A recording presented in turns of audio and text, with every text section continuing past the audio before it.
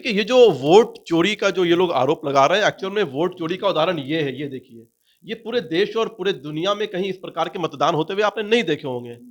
जो लोग आज ये वोट चोरी का आरोप लगा रहे हैं, उनके मम्मी-पापा राजेश खन्ना के साथ वोट चोरी करते हुए दिखाई दे रहे हैं। और ये 2 ऐसे दल, एक दल के परिवार ने देश को लूटा और एक दल के परिवार ने बिहार को लूटा।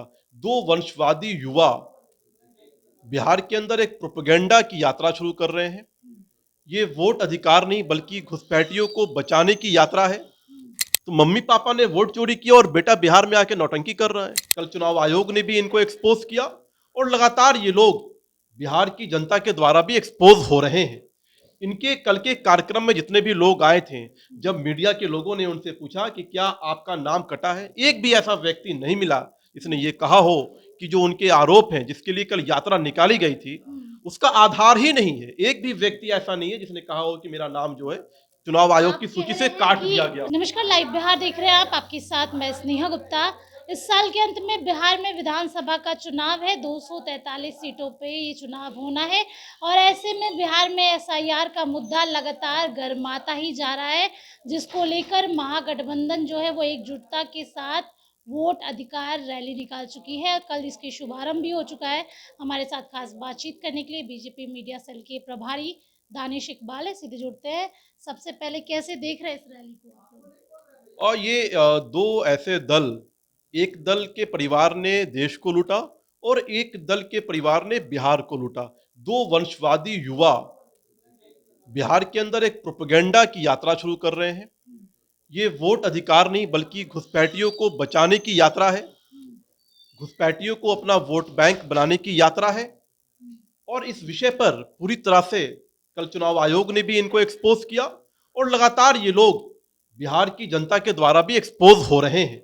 इनके कल के कार्यक्रम में जितने भी लोग आए थे, जब मीडिया के लोगों ने उनसे पूछा कि क्या आपका नाम कटा है, एक भी ऐसा व्यक्ति नहीं मिला जिसने ये कहा हो कि जो उनके आरोप हैं, जिसके लिए कल यात्रा निकाली गई थी, उसका आधार ही नहीं है। एक भी व्यक्ति ऐसा नहीं है जिसने कहा हो कि मेरा नाम जो है चुनाव आयोग आप की कह सूची रहे से हैं काट कि दिया गया हो। चुनाव आयोग ने कई नाम नहीं काटे, लेकिन ऐसे तो कई मामले सामने आ रहे हैं जहां नाम बदला जा रहा है। कभी-कभी जो जिंदा है उनको चुनाव आयोग एकदम मृत घोषित कर दे रही है।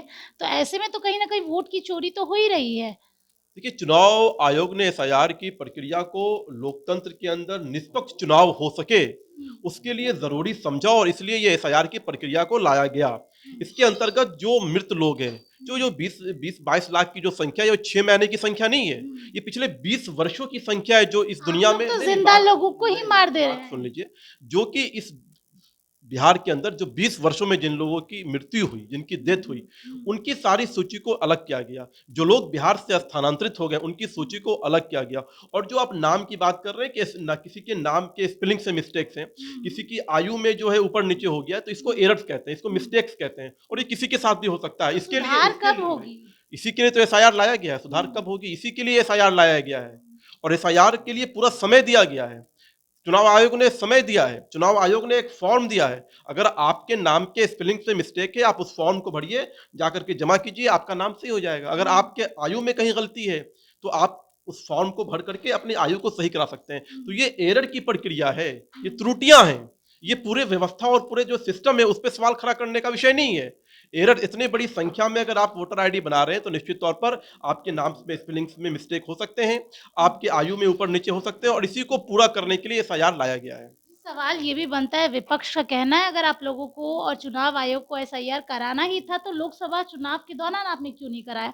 इतने कम समय में बिहार जैसे राज्य में जहाँ की अगर हम आबादी की बात करें तो काफ़ी है, काफ़ी मुश्किल रह रहा है आप लोगों के लिए भी काम, चुनाव आयोग के लिए भी काम।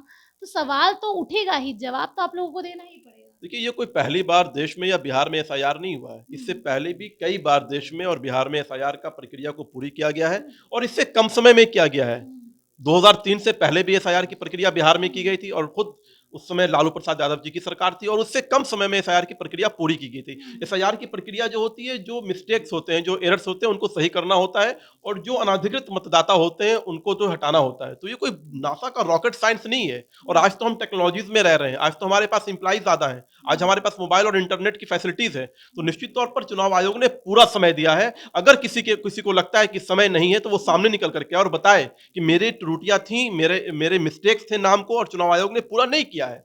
चुनाव आयोग ने बिहार के सभी मतदाता के लिए पूरा समय दिया है और लगभग 98% से ज्यादा मतदाताओं की जो सूची है वो कंप्लीट हो चुकी है और आने वाले समय में बाकी जो बचे हैं उनके भी हो जाएंगे। आखिरी सवाल आपसे ले लेती हूँ, आपको लगता है कि इस यात्रा का फ़ायदा कुछ होगा या चेहरा चमकाने के लिए?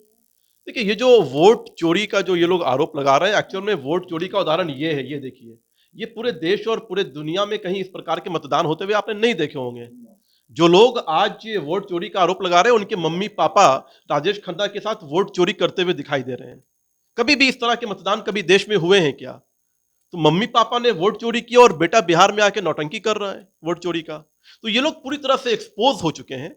ये दोनों लोग, दोनों वंशवादी युवा जो हैं, अपने-अपने राजनीतिक वजूद को बचाने के लिए एक प्रोपेगेंडा चला रहे हैं, लेकिन बिहार की जनता भली-भांति इन चीज़ों से वाकिफ़ है। चलिए, दोनों युवराज प्रोपेगेंडा चला रहे हैं और सीधे तौर पे इस यात्रा का कोई फ़ायदा नहीं होने वाला।